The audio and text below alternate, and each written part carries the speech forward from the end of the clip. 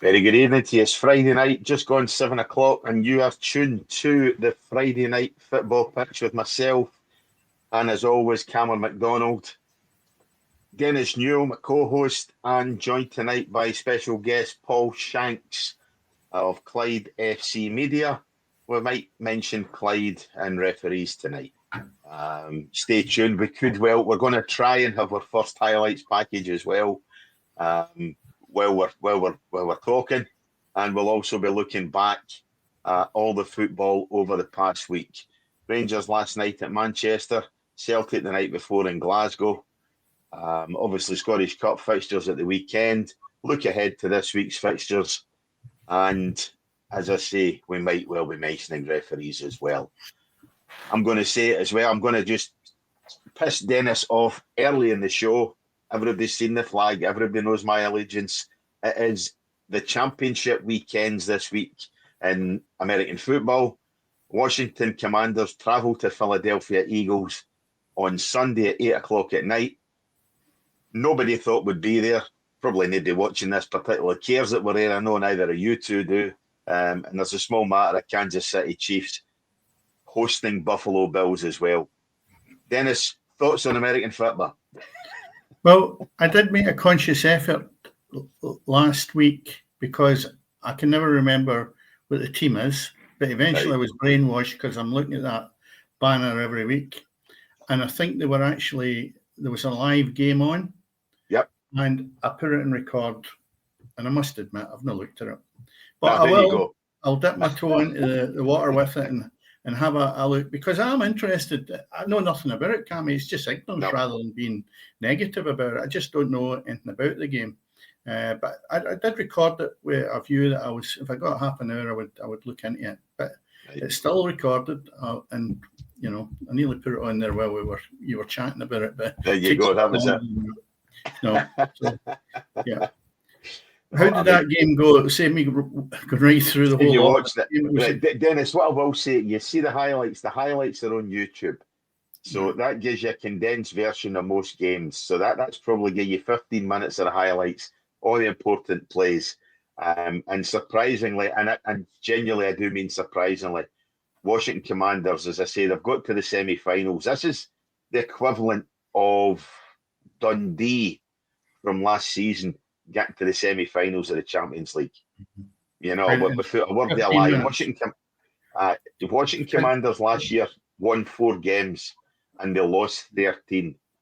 And they've started a rebuild at the start of this season, and that rebuild has effectively got them to win 12 regular season games, losing 5, and they've got to the position, as I say, they're in the semi-finals. Effectively, to put it into parlance that you'll understand, they're in the semi-finals of the Champions League. Yeah, well, which just doesn't happen. 15 minutes at my age is quite a massive chunk of my life. Well, listen, you're recording of that game, mate. Through that in 10 minutes, yeah, that's it. Well, listen, there you go. YouTube will save you the trouble. I will definitely. And a very short tenure. Interest. Very short tenure. Because it's a popular sport, and it's my ignorance that is at fault here. So I will have a look. Cool. Short tenure following American football myself, but much like soccer over these parts, my choice of team was somewhat lacking. So it was the Tampa Bay Buccaneers about 20 plus years ago. Yeah. They've won 2 Super Bowls since then. I gave up by that point. I know, so I mean, they've won 2 Super Bowls since then, you know what I mean? Paul, you're a drink, your choice of football. Listen, when I started following Washington 30 years ago, 40 years ago, they were the team. They were successful. I followed them because I liked the colours and everything else, and the fact, as I say, they had a running back by the name of John Riggins who effectively knocked everything into next week. He was built like the side of a brick.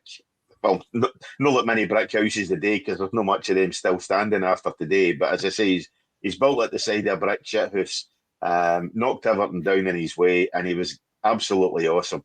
And that's what drew me to Washington, and I've stuck with them for the last 40 years, on and off. So anyway, I was going to ask how you get involved. Yeah. There you go. I've saved you the trouble. Yeah. Guys, will we talk football, or Paul, as you said, soccer for us these parts? We do have American listeners, by the way, so there you go. So last night, Rangers travelled down to Manchester. Big expectations, I think, and talking obviously, Dennis, to you guys last week, to Tom and Steve last week.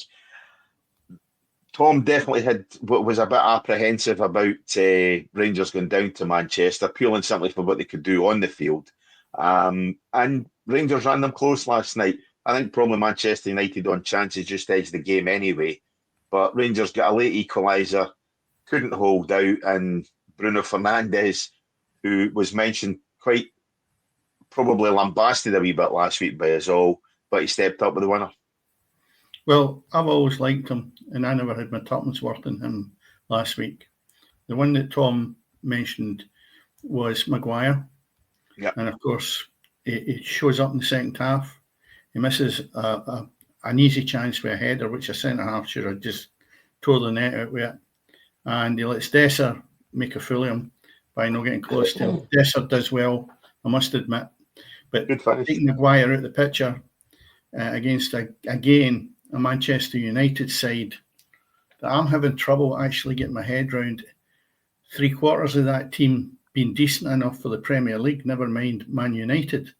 That there's days gone by, you used to look at Manchester United and everybody was a household name. And I just look at some of these kids I've got playing in that team, and the new manager's going to have problems getting any more out of them than what he's getting now. And that is going to be a real issue, because if you look at, I don't know, without going through individuals, he's bringing in the older brigade to try and shore it up for him. Maguire being one. He's hoping to salvage something in the second half with bringing him on. And I'm thinking that's not going to happen, And I know I label the part of Manchester United. It's visible to see that they are very, very poor.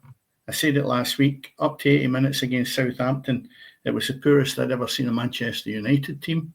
And last night confirmed my thoughts that 10 minutes doesn't make a season for Manchester United, which they had against Southampton.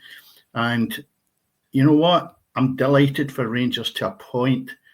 And the point is the point that they should have got out of that game at least. They deserved a point, right?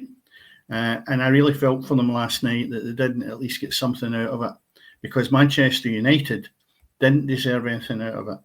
Didn't. No. Rangers, back to the old story, and I look at Clement and I say to myself, you can get the plaudits now, but to be perfectly honest, in that dressing room, he's got a wee hat, and inside it, his number's just in that hat. And I think he just goes, right, goalkeeper of the day. Butland, absolutely brilliant, with the exception of last night where he had a disaster with his punch, but he's an excellent goalkeeper. So number 2, Tavernier, he's fit now, we'll take him out. He's got a limited number in there, right? But they are not his preferred choice. The problem is when he's had his preferred choice, his team has been a shambles. And these guys that have been drafted in that are second choice are doing a better turn than his preference. And that's where I still think he is flawed. And that's where the season will eventually come to an end and the jury will be questioned as to whether he's done a good job or not. But without taking away the credit for the guy, he got a good performance out of his team last night. And I'm sure he's the nicest guy in the world, but I've no sentiment because I've grown up with football where there's never any sentiment. And I don't have sentiment for him because there's an element there where it's guys he's pulling out the hat, that's all he's got. And to be honest, they done great last night. They really did. So it's unfortunate they didn't get a draw. That's what I'll say. But they deserved a draw, if nothing else. Yeah, but Paul, they went down to Manchester and they've certainly acquitted themselves well. Again, I've only seen the highlights. I say my week's geared towards Sunday, so my sleep and everything is going to be geared around that, between that and work.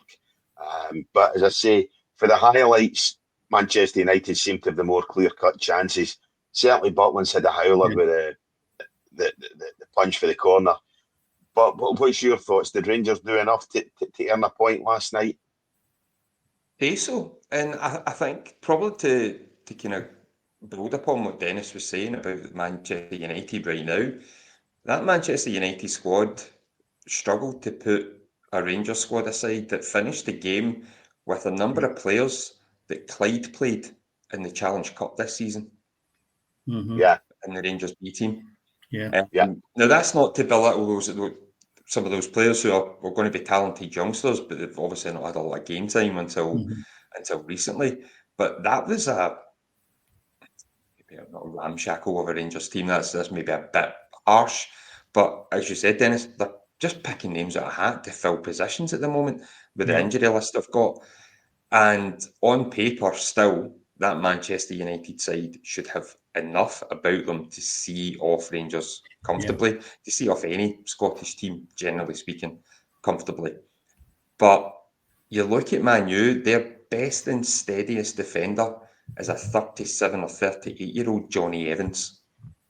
He is their most reliable defender. And I think that's probably the most damning thing you can say about that area of their team. Their goalkeeping department is horrendous. Even that boy last night looked dodgy.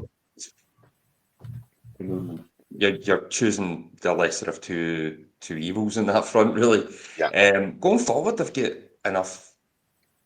I think there's a lot going on with Man U off the pitch. Rashford situation is probably not helping. But from the Rangers' point of view, I think if they got that point, neither side would have complained about it. Neither.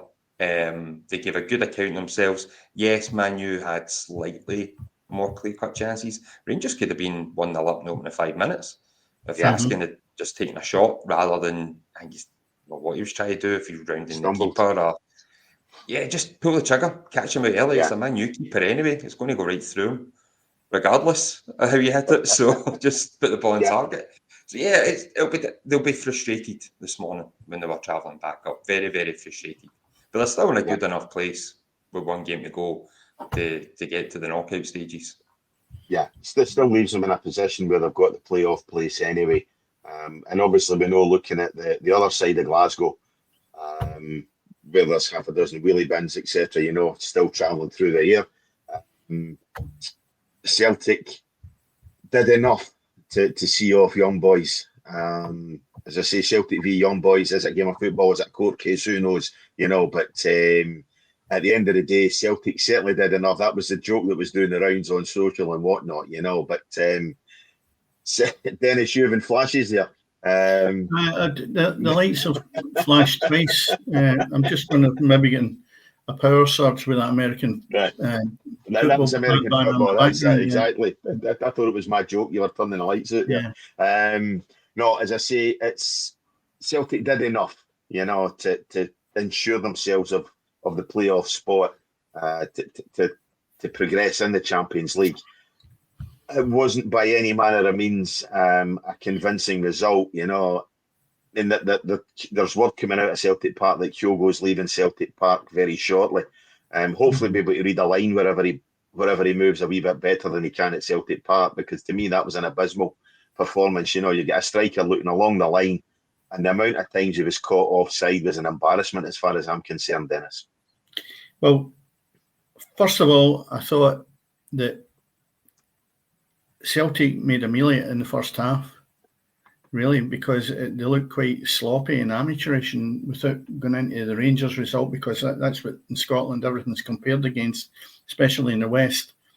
I think Rangers' makeshift team would have gave Celtic a game of it if the game was played tomorrow. I really do. With that makeshift team that Rangers have got, Celtic are a shadow of the team they were at the start of the season. And I've always said, and you know that, Cammy, they are not a great team. It's just the rest are poorer. That's all it is. Yeah. And at this moment in time, you talk about Kyogo maybe moving. It's a certainty he's moving. But the fact of the matter is this. When he was playing for Postecoglou, he was excellent. Absolutely brilliant. He covered every blade of grass. Maybe my type of player, you could call it headless chicken.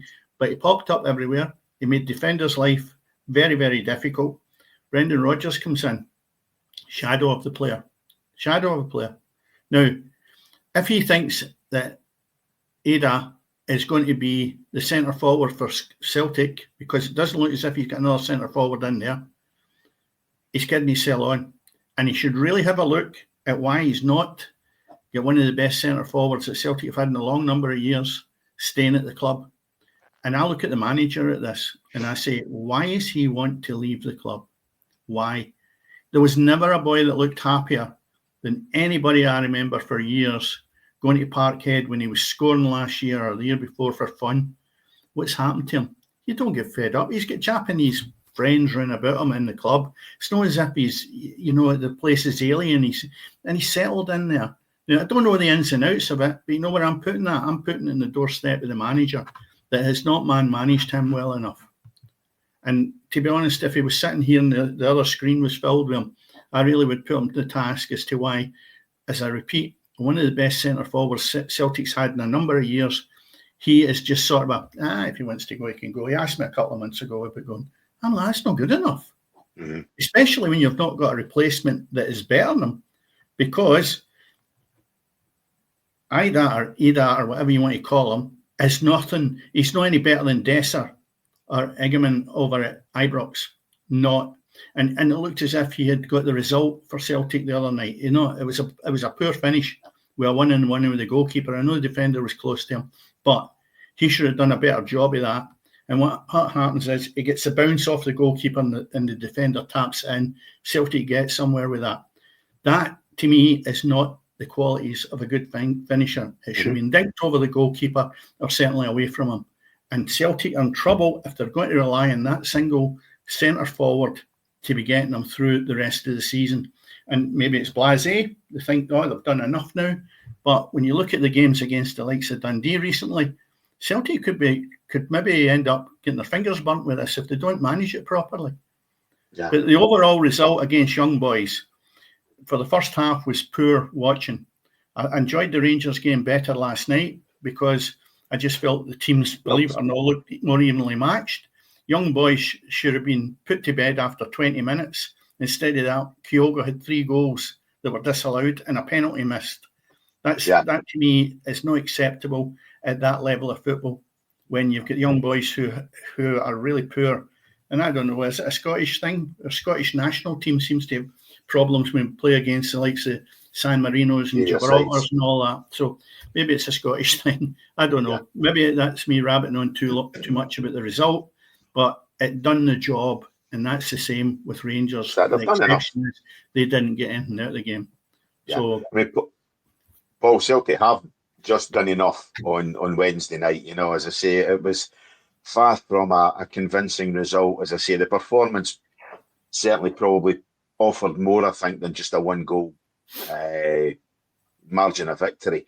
But as I say, for me, Kyogo, that's criminal. A striker looking along the line like that and being caught offside. That to me is criminal, irrespective of, pardon me, what Dennis is saying there. And yeah, a very fortunate goal. But I think Celtic, if they get to this year, they are getting to this playoff. I think Celtic could struggle in that. I genuinely do, unless they're going to get. I was going to say inferior opposition, but you'd say that about Young Boys. But unless they get minor opposition, Celtic, I think, are going to struggle to qualify for this playoff. Well, I'm taking it.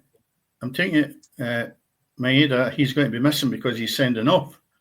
So your big threat, if Kyogo goes, is also gone. So you're 2 men down. And Jota, I don't know if he does come in. Would he be available anyway? So I look at that, and that's a depleted team then. I really look at that, and I'm not 100% happy that team will, as you just say, Cammy, take Celtic forward. No, I don't think so. Paul, what's your thoughts? Did you see the game? I think the draw looks like it could be potentially the way that, because they can't play a team that they've played in the group stage, I believe, so that it then whittles down who they can get. So if things stay as they are, I think the only 2 teams that Celtic could be drawn against at present is either Real Madrid or Bayern Munich. So I would very much echo the sentiments that Celtic team won't be going too much further, regardless of Maeda or Kyogo staying put. I mean, they did do enough to get there. I think the biggest issue they had the other night, and no matter who they get drawn against, they will need to to resolve it was a lack of composure in the final third. And making your runs, as you were saying, Cammy, like not timing your runs, not arcing them, when the space behind the Young Boys' defence was there from the off. Like the simple diagonal over the top to Maeda was killing them. And you just felt if they actually just take a breath in the final third, they would have opened them up 2 or 3 times with legitimate goals. On the future striking options, I think the biggest thing you can say for Kyogo when he was in his prime at Celtic, he would score goals that you wouldn't necessarily expect from an out-and-out centre forward. Sometimes more unexpected goals. He's capable of moments of brilliance out of nothing.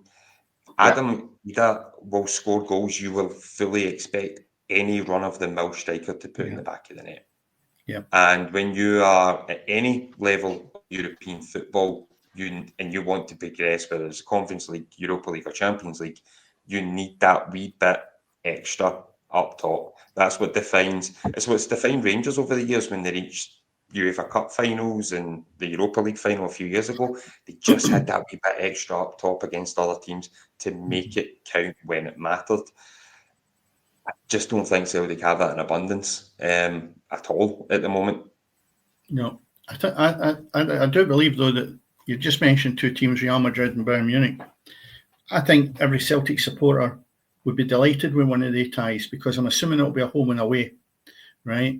And the fact of the matter is this: Celtic are not going to get to the final of the Champions League.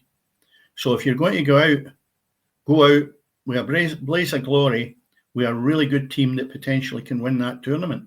So to me, that would be a great tie for any of the 2 teams to be playing against Celtic. But just going back to the actual team, I'm not enamoured with the fact that Celtic have been not really active enough in that transfer window. And I just feel there's that same old element. They seem to think that £11 million for Ingles is like that's all they're going to spend. And I look at it and go, you're kidding yourself on. You're having a laugh, and you're shortchanging the supporters with this. You should have a scouting system that's second to none and should be able to compete with people that are out there bringing talent to Parkhead that Rangers can't afford to bring. And they don't seem to be doing that. It's getting stuffed under the bed at Parkhead.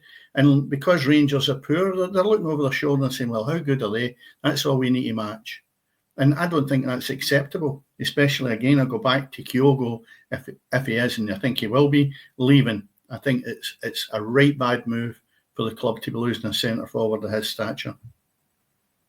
You've just been confirmed, I think, in the last hour that he has signed for 10 million. So terrible. Yeah. It's poor. You know, and what will they go for? They'll go and get somebody in at 4 or 5 million, and that's a bank not getting bust again. You know, I mean, I think did they get £6 million for that result the other night? Yeah. So that, you know, they've got £11 million. That's paid for Ingles. So what money are they actually putting out the door for quality to come in? I just find it shocking that they got away with it. But I'll tell you what, and the litmus test will be how long Brendan Rodgers gets on without stick if Rangers play them in the next game and turn them over. Yeah. That would be a real... That would be a bit... That would be getting a bit grief. Because he's had it really easy up to now. Nobody seems to question him. And I'm even substitutes, I look at them and I go, no, that's no better than what you've got on there. Celtic, to me, at the start of the season, looked as if they had talent on the bench. And I don't know what's happened to that talent now. Their second flight is not as good as it was at the start of the season.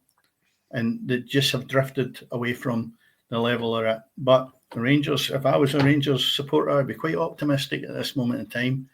As long as he keeps pulling the names out of the hat at Ibrox, he could be up against a challenge. Yeah. Paul, just on your point there about who Celtic can face in the next round. Obviously, I think the sides that finish from 9th to 16th get seeded and take on the unseeded clubs for 17th to however it is, 24th or something like that. So you get Aston Villa in 9th, who obviously Celtic play in their next game. You have then Monaco, Feyenoord, LOSC, Brest, Dortmund, Bayern Munich and Real Madrid. So to me, out of these, the only club that Celtic couldn't be facing is Dortmund. Would I be right in that? They could be facing Monaco, Feyenoord, LOSC, Brest, Bayern or Real Madrid as things stand just now. Would I be right in that? I think it might depend as well on the fixtures as to who's playing who in the final who plays who, yeah, games and all that. But yeah, that was just something I read online, so I probably should fact check myself before I come on here. No, as I say, I'm just while we were talking, that's what while you and Dennis were talking there, that's what I was just checking, and is this some type of presidential campaign? I'm getting fact checked, Cammy. I don't agree with that. No, not at all. I mean, I'll be honest, mate, I didn't realise the format at all in terms of how it was split up and once it happened, So just checking there, Donald. I just thought I'd better just make sure exactly where we were, but that seems to be the way it is just now. But again, there's still a game to go. I mean, Celtic, if they beat Villa, will climb above Villa, So I don't think Celtic are quite out of it yet, and they could still finish in the top 8. Yeah, looking at it, but as I say, the way Dennis is talking, I think they'll be finishing in the relegation zone, So and that's the SPL. I really must sound negative because somebody's just texted me, Jamie, and said, "You're never happy." There you go. So listen, I'm always looking for perfection. He should know that because he used to play for me. That there's an element where I say, I take a lot of the good things out of it and say, well, I did at the start. Great result for Rangers, and then you've got to look at it from where I sit at times and think, it's got to be better than that if you want to progress. Yeah. Manchester United, not acceptable. You can put up with it. Celtic, in a lot of ways, should be better. And if you want to progress, you just can't sit there and accept it. A lot of supporters on the terraces, over the moon, almost blinkered to the fact, we've arrived. You've not arrived. You've got to look at the next game. And the next game for me can be quite negative from where I come from, because you've got to be setting your stall out that you can get something out of this at the end of the season. And as I repeat again, it was a great result for Rangers. And it was a great display with Rangers. Good performance, not a great result. Yeah, and it was a great result for Celtic, but not a great display. And Manchester United, where are they? So sorry, Jamie, you should know me by now. I'm always door-faced anyway, so it might sound a bit negative from listening to it, and I'm sure it is, but there is elements to it that I think you've got to be open about what you think of the match. It's only my opinion. It's only my opinion anyway.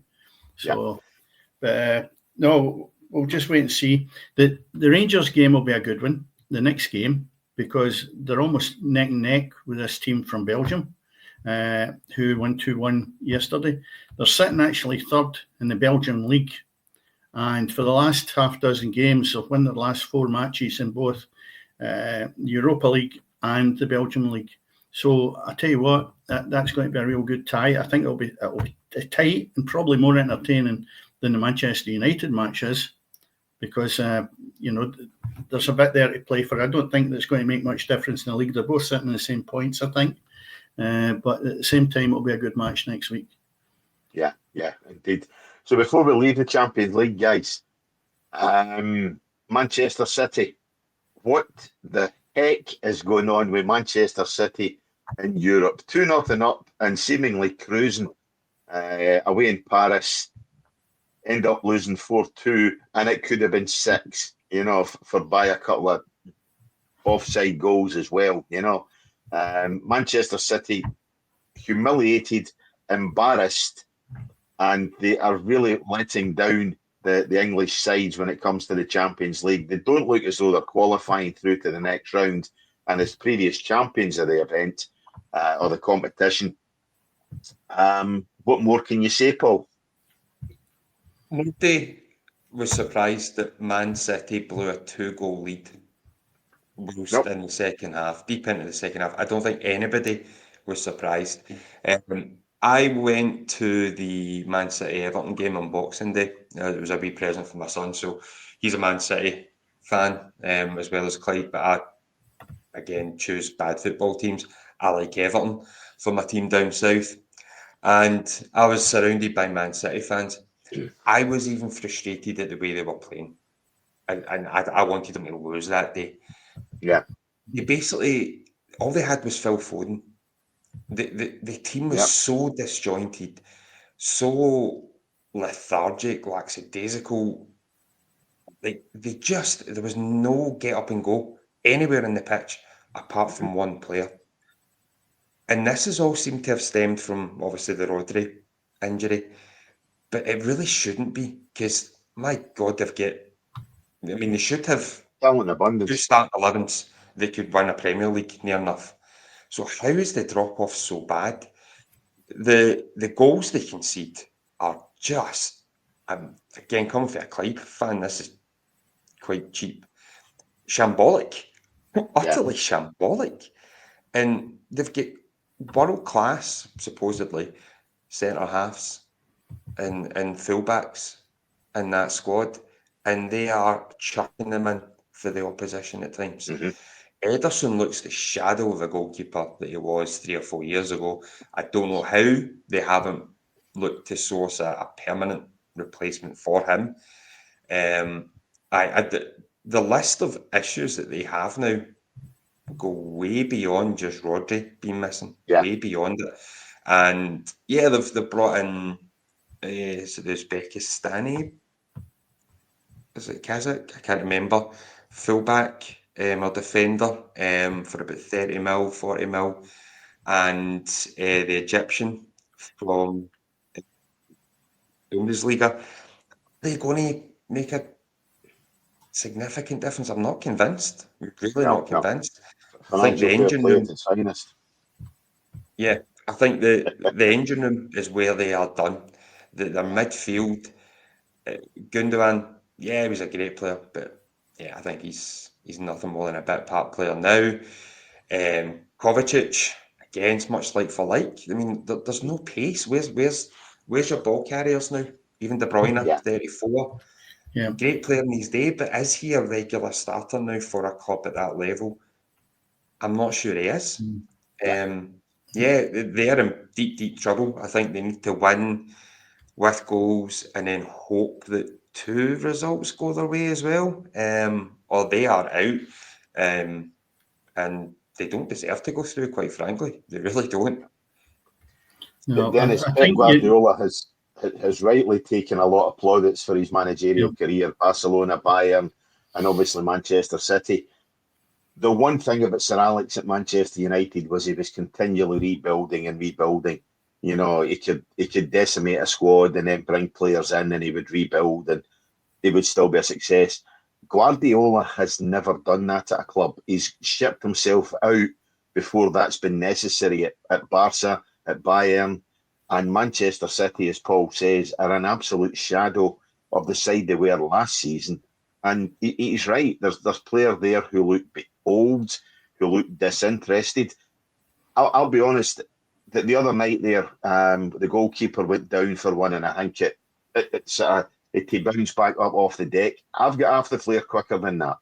You know, I think it get blocked and the rebound came in, you know. And honestly, it was an old man getting up off the ground there to try and get to the rebound, Ederson, you know. So I think there's a complete lack of interest in that Manchester City side, and whether it's complacency or whatever else, they are just a patch on the side they were last year. Yeah, I look at some of the players though, and you look and you say to yourself, well, you know, you mentioned De Bruyne, you mentioned Silva, Bernardo, and I look at that and I go, all right, fine. They're maybe relied on to the point that they were really top. I look at Grealish. He was £100 million signing, and he can barely get a game. Gundogan. Yeah. Gundogan. He was excellent last year. Absolutely outstanding. And you look at them and you say they need to be firing on all cylinders, and they're not. And I think that's the difficulty. You've got players, so many players off form. And even Haaland, who I look at it and I say to myself, well, he's had an unbelievable deal. and I know he scored during the week, but the thing about it is he the same finished article he was last year? The whole team seems depleted with enthusiasm. Mm-hmm. And I don't know what goes on in the dressing room. I don't know how firm he is with them. I don't know how, a man manages them. He's been very, very successful. And with the fact that Alec Ferguson, he's quite knows the same mould, but for results wise, his track record has been outstanding. And like you say, Paul, I just don't know how he comes back for that. We've spoken even in the Scottish game, and we say, Scottish game, Aberdeen, an example of going down the toilet after the runs they've had. We've talked about Manchester United and the young manager coming in, and we had that debate last week whether he would last or not, with the runs that he's got. And you have Man City. Man City is a major problem because I don't know what's going to happen with the court scenarios that they've got, whether they've resolved any of that, and that could maybe be part of it. I don't know. But when you're throwing the kind of contracts down for a human being and a footballer for £200 million, I just think it's disgusting when there's people sleeping in the street. So players have got to maybe stand up and be counted a bit more. It's easy to look at the manager, but these players are not playing to their potential. Is that the manager? Is he instructing them any different than he was this time last year or the year before or the year before? I don't think he will be. No. So you've got to look at the players and start to lay the blame at their feet. They're getting paid way beyond any normal human being does. And I think that's where Man City need to have a close look at it and make more demands on players rather than just giving them handouts. Yeah. I think the rot is set in. I think similar to like Man U, I think the rot at the club at Man City now is kind of embedding itself, and it needs ripped out. What that looks like will probably need a lot of investigation, whether it is just Pep.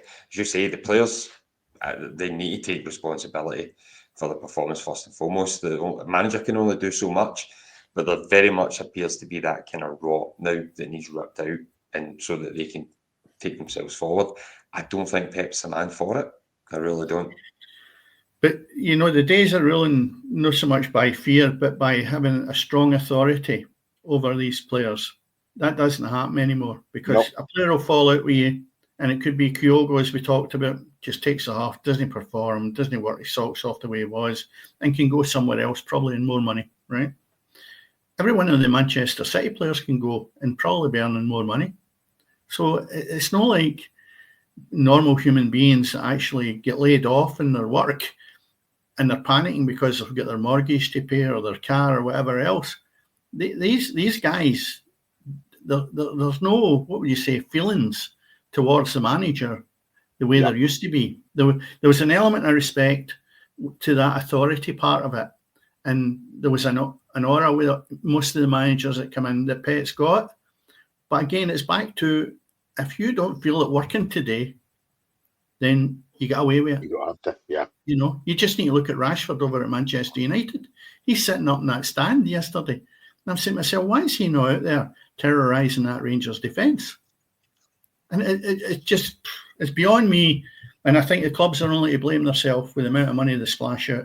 They seem to think it's something special if you go and you scatter cash that people can only dream of having 1% of what these guys are earning. Yeah. And it's quite disgusting in a lot of ways that's how they repay the good supporters by not putting a shift in. And because each one of the players at Manchester City, they've probably got the best squad of players. They're just not producing it. Yeah. Just very quickly, Cammy, before we move on, just on Man City. Yeah. On the attitude, I think it probably says a lot about what's wrong at the club, that their club captain is away out on loan to AC Milan. Mm-hmm. Yeah. I mean, the club captain away out on loan. So, yeah, it tells you everything you need to know, doesn't it? Yeah. Indeed it does. Right, Paul, as you say, moving on, we're going to go for the ridiculous to the even more ridiculous. Apologies to anybody if this doesn't work. This is the first time I've tried doing this, but we're going to try and show a video of an incident that probably just happened almost this time last week, Paul, maybe a few minutes later than this last week. So we're going to see if this works. It's a refereeing incident, as we mentioned. It doesn't affect any of the big clubs. It's not made any headlines because of that. It affects a club that Paul follows on a weekly basis, and I follow when I can be bothered going. Last Friday was one of these occasions. I wish the hell I hadn't, but if I hadn't, I would probably miss the best bit of comedy at a Scottish game in quite some time. It would be comedy if it wasn't so serious to the club, you know. So let's see if this works. There we are. So we get an incident there. As you see, before the ball's hit the net, the referee's blown for offside. Big Logan Dunnicky is clearly well onside. But what crazy.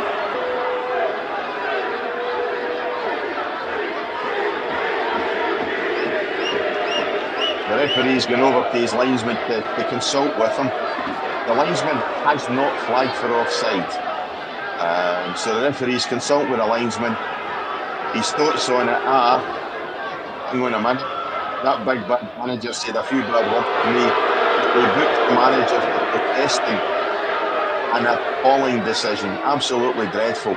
But what's happening now is an embarrassment to the referee, probably to the referee's game, to the rest of the refs as well. He's not got a clue how to restart the game. He doesn't know what to do. Well, we awarded an indirect free kick to Clyde.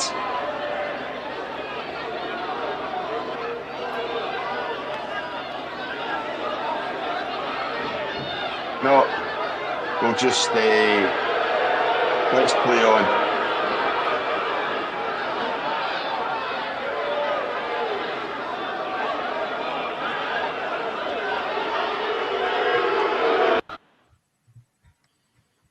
Now that's the shortened version. Paul, you were there. We both were there the other night. Thanks very much, obviously, to Clyde TV for the footage. But we were both there the other night. Dennis, you've watched it back several times. I sent you the unedited video. Yeah. But we thought we really don't want to be boring the watchers and the listeners. Apologies to anybody listening later on in Spotify or whatever, you know. But Paul, run us through what you saw the other night. I need to be mindful of my role at the club with how I position things. I need to be very careful with what I say. So the whole passage of play came from a long punt forward by, I believe it was Tommy Robson. Logan Dunnicky was, shall we say, 6, maybe 7 yards onside. Martin Rennie, who is so out of shot, was technically offside, but the ball is 30 yards away from him at any given point. Makes no attempt to go to the ball. As Logan Dunnicky bears down on goal, and I'm not quite sure the footage maybe caught when the referee blew the whistle, as Logan Dunnicky gets his shot away, as his foot makes contact with the ball, the referee inexplicably blows for an offside decision and makes the gesture for the indirect free kick, despite the fact that the linesman has followed the ball all the way to the goal line and signals for a goal. Thereafter, there was a lengthy discussion between the referee and his assistant. He was advised, you have very much made a wrong decision. At which point, I think we needed a Benny Hill theme for what actually happened live, Cammy. So we're on forever. It was frightening. That was the condensed version. I think all in, it lasted nearly 4 minutes. Yeah. The referee, I think, suggested at first to restart with a drop ball for Clyde to restart with possession. Then gave us an indirect free kick, which we were looking at each other in the stands going, well, what for? You can't give us an indirect free kick. Edinburgh City haven't done anything. No. Where's the infringement on their part? So I think eventually through communications, the assistant has told the referee, you need to restart on the original decision. Incorrect or not, that's what you have to do. So he got to the incorrect decision in the end, but it was a bit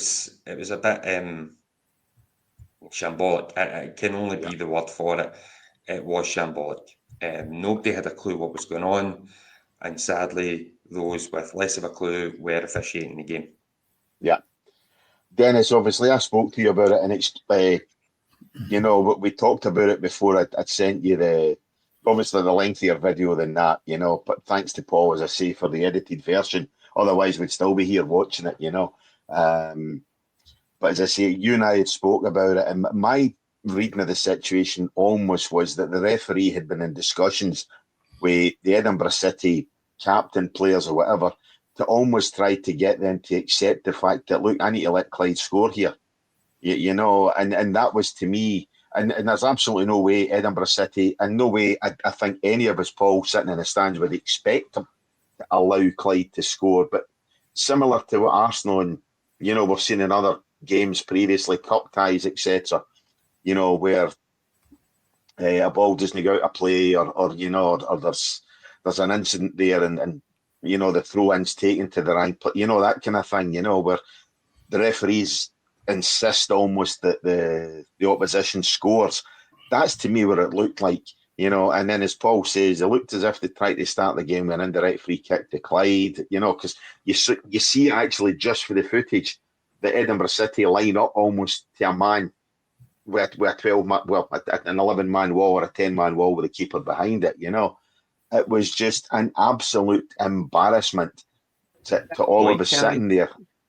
At that point where the Edinburgh players are lined up in a wall, you actually see Liam Scullion, so Clyde number 7, for those that look at the footage and don't know who they are, and he just throws his hands up to say, what's going on?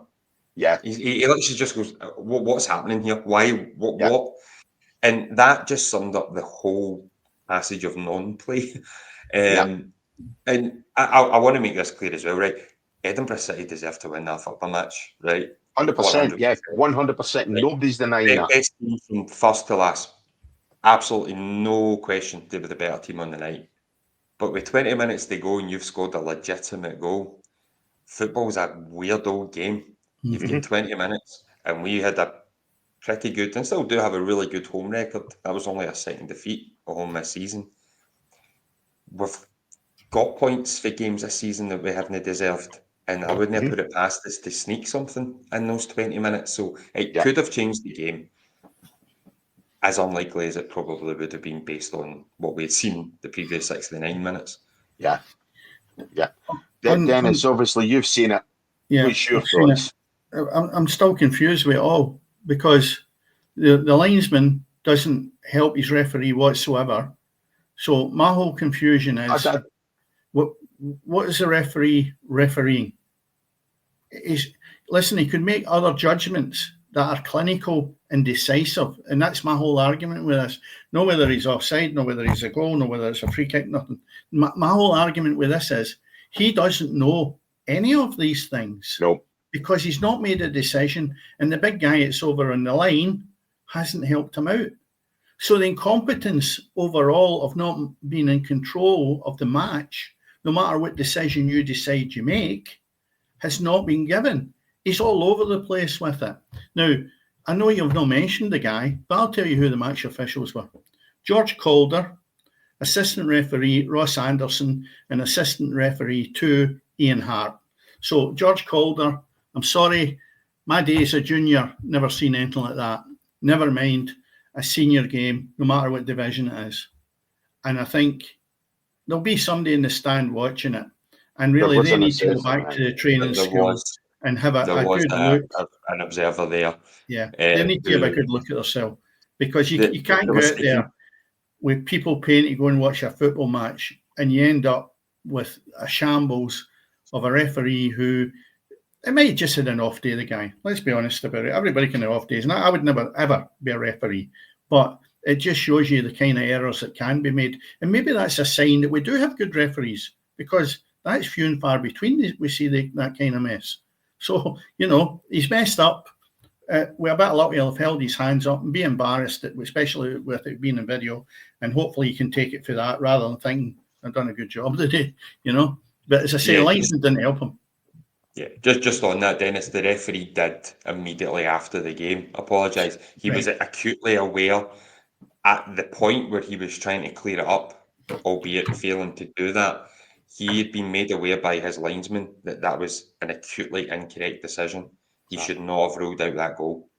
He has apologised. Not that makes a difference in the points, games, and leagues, etc. But he has apologised to Darren Young. I think in line with these things. Booking? No. Sorry? No, I was just wondering if he'd rescinded the booking, because obviously he's booked Darren Young for his protestations. And I mean, Darren Young's obviously spoke to the stand side linesman. That's who the stand side assistant referee. That's who Darren's spoken to. It's not the referee. He's obviously made his protests too.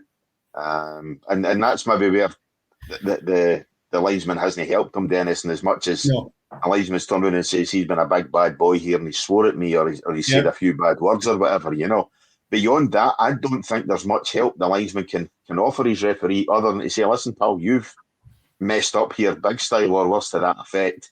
You've called an inherently bad decision.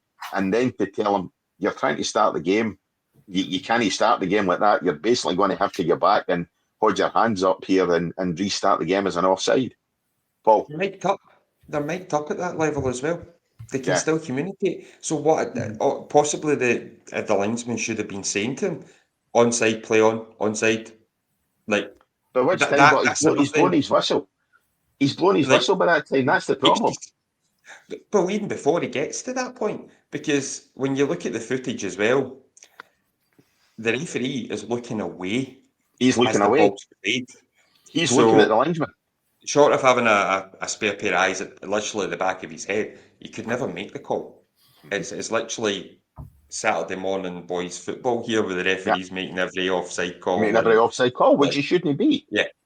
And that's the only thing I don't get, is if the linesman is mic'd, but he has not said, play on, no offside, onside.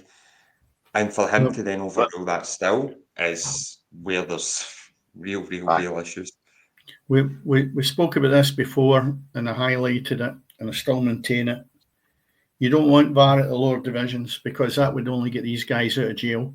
They've got to cut their teeth in the lower divisions, go with the mistakes, accept it, and move on. Unfortunately, as Clyde supporters as you are, it's not very refreshing the next day to see that you've been beaten 2-0 and possibly you could have had a comeback in relation to maybe getting something out of the game.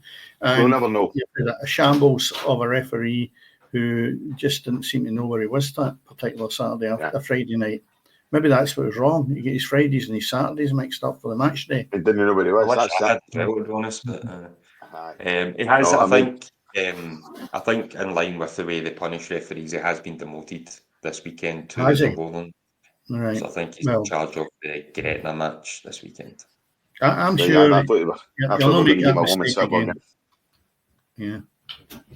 mean that's the thing. The only thing you can hope is for his part, he learns from a howling mistake. It's not the fact of the mistake; it's the fact he compounded it by continually making errors. That referees are going to make mistakes. I'd love to know why a referee's getting involved in offside in the first place. That to me should be a decision for the assistants, or the linesman. And I don't think he'd been doing a bad job, that linesman. Obviously, he's at our side, Paul. So, I mean, I don't think he'd been doing a necessarily a bad job to be overruled, So it was inexplicable as to why the referee made the offside call in the first place. And it's one of these things. Had that happened at a higher level, it would be highlighted. There's no doubt about that. That would be on telly and, Rangers, Celtic, Aberdeen, whoever, you'd have people moaning about conspiracies, West Coast, East Coast, Protestant, Catholic, Rangers, Celtic, whatever else, that would be conspiracies you'd be getting mentioned. It's quite, nobody gives a monkeys. No, I think they do give a monkeys. I think what you've got to realise is that it's quite a low level in relation to top flight. It's a second division game. Yeah, right? I know. So you're going to get the second division almost standard of refereeing. Now, I don't know the guy in relation to heard his name or whatever, but how fresh is he into the game? Has he got a bit of experience? If he's got experience in it, shambolic. But if it's maybe first season or maybe second season and he's just get himself tangled up, then I can live with that, right? I'm not the one that's sitting in the terrace and I'm only giving an opinion for what I think. I wouldn't be happy if I was a Clyde supporter. But at the same time, you've got to cut him a wee bit of slack, but it's how he handles it and how he moves forward. Yeah, that's what I'm saying. He's got to move forward. And also the linesman to maybe be a wee bit more involved in the future as well, to maybe help him out when he's in trouble, rather than just leave him to sink, because he did. The big guy in the line just, well, okay, I don't know what he said, but didn't help matters. So, unfortunately, it was a bad one that you were at, but, maybe it'll be a learning curve for him. Yeah. It was such a bad decision that VAR wouldn't have even bailed him out because of blowing his whistle. Because he'd blown the whistle. His whistle would have basically meant the VAR wouldn't have been able to bail him. So that's all he had to do was let play run on, and if he decides to call it back for an offside, the linesman can turn in and say, listen, nowhere near it's offside. So let it run on for another 2 or 3 seconds. They're all instructed to do so now anyway. But anyway, but we're labouring the point, as you say, Dennis, on a minor occurrence at the weekend, that affected a minor club, in terms of obviously Clyde. Moving ahead, we were great last week. We kept the show under 50 minutes. We're at 56 just now. So let's move on to the fixtures quickly and get them. Let's look at the Scottish Cup. We'll do the Scottish Cup briefly to see if there was any shocks within the Scottish Cup. There was none really jumped out at me. I thought maybe the only one was maybe Dundee, I think, are actually doing exceptionally well in this. So even that wasn't a shock against Dundee United. Falkirk, for me, was maybe a shock going down 2-1 to Raith Rovers. Rangers, good result against Fraserburgh. A lovely day for them to be having their match against being at Ibrox. I think it is brilliant when I see these wee clubs getting to the big guns. I'm just looking through, Cammy, as we get through the rest there. What a result that was for Airdrie against Dumbarton, 5-1. Yeah. Unbelievable, considering maybe that'll kickstart their season. You don't know. Expected out Aberdeen beating Elgin 3-0 away from home. Clydebank going down 3-0 to Hibs. I'm just looking to see if there's anything else that jumps out at me there. Livingston, great result. 3-2 against Ross County, who in my eyes have been doing no too bad recently. Celtic, I thought, made hard work against Kilmarnock, won 2-1. And Hearts eventually beating Brecon 4-1, when I think it was 1 each at one point. So, Scottish Cup, it's throwing up some fixtures, which Celtic have got Raith Rovers at home, and Aberdeen have got Dunfermline. That'll be interesting. Rangers have got Queen's Park, good tie for Queen's Park, and a tight one I think will be St Mirren against Hearts. So there is other ties, obviously, but they're just, we're looking at time here. I just thought I'd cover some of them anyway. Where do you want to go next, Cammy? Just run through the remainder of the fixtures, I think. Had some fixtures, and then that can be us, I think, for the night. Yeah, sure. Okay. We've got tomorrow in the Premier League, we've got Aberdeen have St Mirren, Celtic Dundee, Hearts Kilmarnock, Ross County against Hibs, and St Johnstone against Motherwell. Sunday's game is Dundee United against Rangers.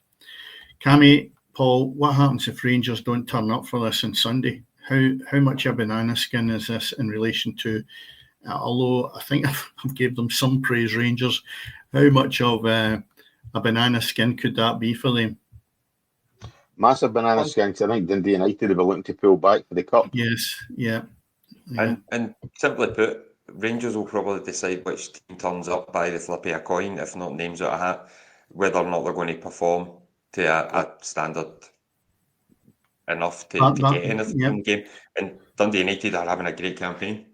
Yeah, and Balogun's out as well, because I like Balogun. He's one of the better players that he's got in his team.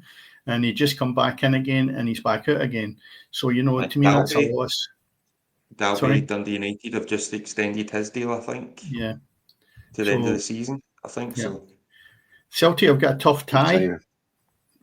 Celtic, I'll tell you what, they're probably in my eyes just now one of the most improved in the last month or so is Dundee. I know they've got a mixed bag in there. I'm just looking at the last half dozen fixtures. They've drawn the last 2 games. They won the match before that. They lost one, they won one, and they lost. But that's no bad performance because they've been playing Celtic as well. So I think that'll be a tough match for Celtic tomorrow. Yeah, it really will. Hearts Kilmarnock, another toughie. Ross County and Hibs. I think Hibs probably win that. Motherwell's got to bounce back because they've a wee bit of a dodgy time there. So, there's good fixtures on tomorrow. The Championship, we have got Airdrie have got Dunfermline. I'm just looking to see if it's making much of a difference for these 2 teams that are bottom of the league. And there's still a massive gap between Airdrie and Dunfermline. Dunfermline's sitting in 19 points and Airdrie on 6 with hardly any sign of a victory. But, after Airdrie's result... Airdrie needs snookers. Sorry? Airdrie needs snookers. Yeah, that's true. Ayr United, Partick Thistle, Livingston, Hamilton. That'll be a good one. Queen's Park, Greenock Morton, Raith Rovers, Falkirk. And then you've got some midweek games. Hamilton have got Raith Rovers on Tuesday. And then they play Falkirk plays Livingston next Friday evening. And going into League One, we have Alloa have got Inverness Cali, Annan, Montrose, Queen of the South, Dumbarton, Stenhousemuir have got Cove Rangers, and the game is postponed as Arbroath against Kelty Hearts. Aye, that's a wee bit windy tends to be there at the best of times, so that Storm, Eriore, whatever the hell it's called, that'll be doing its job up there. Well, part of the main standoff. I think there might still be some games off tomorrow, to be honest. I think so. I hope one of them's at Hamilton. Well, Elgin's got a fair trip, and that could pay. That's that exactly. That could pay what would you say? A costly exercise to come down the road for Elgin, and the game's off. So you want an early call on that. Yeah. So Elgin's sitting in 3rd, and Clyde are sitting in 7th.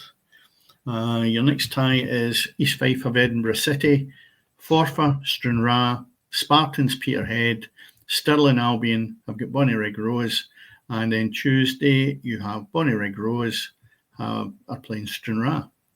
So I just sometimes wonder with part-timers when, Stranraer, I was there for a wee while, and, getting a midweek game. Stranraer have got to come up to Bonnyrigg Rose on a Tuesday night. I mean, these are part-time players. It just beggars belief that these people don't look and try and work it out, Not everybody nowadays can be that flexible. You get time off your work. So you can guarantee Stranraer are sitting second bottom of the league. The last thing they need to be going to Bonnyrigg Rose, who are just above them, and being depleted, or guys that can't get off their work. I mean, that to me it's no level playing field then. So you just wonder why. No level playing field at Bonnyrigg anyway. No. One of the best. You know what I'm saying? Yeah. So that sort of takes in all the fixtures. I don't know. We've got next week's games with Aston Villa and Celtic, and Rangers playing the Belgian lot. And I think Celtic will do well to get anything at Aston Villa. And I do think that Rangers could edge the result next week, which would be brilliant for them. But the good thing is, they're both in the playoffs. And as we said earlier, and Paul mentioned it, if Celtic get a tie against Bayern Munich or Real Madrid, outstanding. And I'll tell you what, Rangers could end up with a good one as well. You never know, someone could be pulled out of the hat there. Yeah. I mean, congratulations to both clubs, because European football come February, it's something I think we'd all only been dreaming about, certainly by one of our clubs, but for 2 of them, it's the new format, whatever else, but that format affects everybody else. There's Manchester City, probably not going to have European football, you know. So credit to both Rangers and to Celtic. You know, in terms of the fact that they're both going to have European football in February. If you look at the introduction of the Champions League, the Conference and the Europa League, it's been a breath of fresh air because in a lot of cases, both the Old Firm, mostly the Old Firm, struggle to get by Christmas with the low structure. We're now getting into February and possibly beyond with them still playing. And I think that's brilliant for the supporters. And again, I keep going back to it. In February or whatever, you've got Real Madrid or somebody else going to Parkhead or Rangers pulling out somebody like maybe Ajax or something. I'm guessing. But if you look at that, that's outstanding. And that's what Celtic and Rangers are striving for in Europe all the time. Yeah. So the guy that actually thought up the new European system should be applauded because it's absolutely brilliant and I've thoroughly enjoyed it. The problem I've got is there's so many good games. I don't get time to watch American football. Yeah. Well, listen, I'm sure you can make time for it this Sunday, you know. So, as I say, championship games. First time in umpteen years, I haven't had the Monday off. And for the first time in 33 years, Washington are going to be in the championship game, you know. So, go and figure that one out. Bloody typical. But not to worry. Listen, guys, thank you very much. Thanks to Dennis. Thanks to Paul. Thanks to you guys for listening. Go ahead, as we say every week, like, subscribe, share, tell your pal. It helps us out an absolute ton, you know, the more subscribers we get. So thank you very much for you guys for listening. And as always, remember, it's always happening on the pitch. Good night. Cheers, Paul. Cheers, Cammy. Good guys.